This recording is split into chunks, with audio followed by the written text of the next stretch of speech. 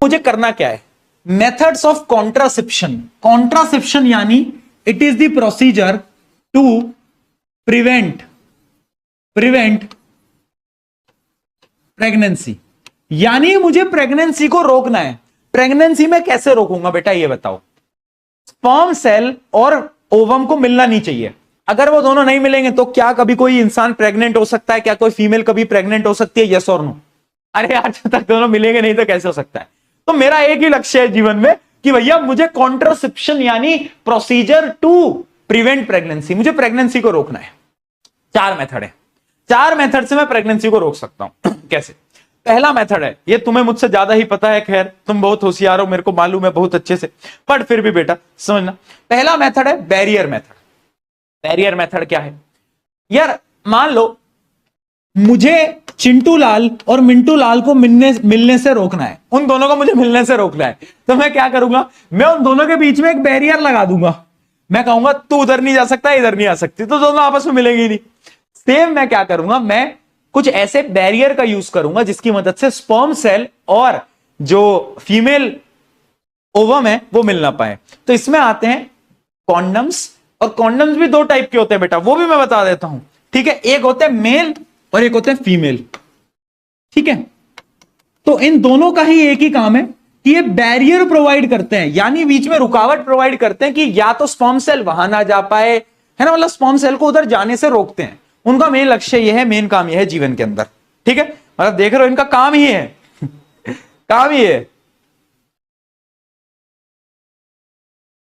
हंसो मत, मैं थप्पड़ मार दूंगा, हंस मत, हंस मत, ठीक है यार?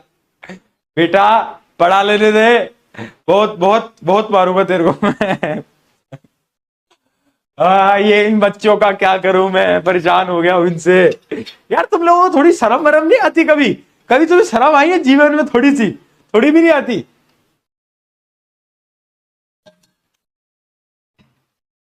उसको हम बोलते हैं क्या? बैरियर मेथड, ठीक है बेटा? फिर मैं भी बोल दूंगा तुम्हारे स्कूल के टीचर की तरह, इसको रीड कर लेना और खुद से पढ़ लेना, ठीक है? हाँ, तो पहला बैरियर मेथड।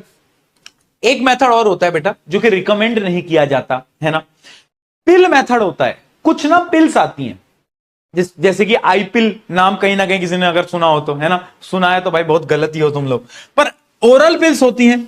तो वो क्या करती है ना, वो फीमेल के अंदर, मतलब फीमेल को उनको लेना होता है, उससे क्या होता है, कुछ केमिकल हार्मोनल चेंजेस आते हैं जिससे कि जो एग रिलीज होने वाला होता है ना फीमेल में, वो एग मर जाता है, रुक जाता है, यानी ओवुलेशन रुक जाती है।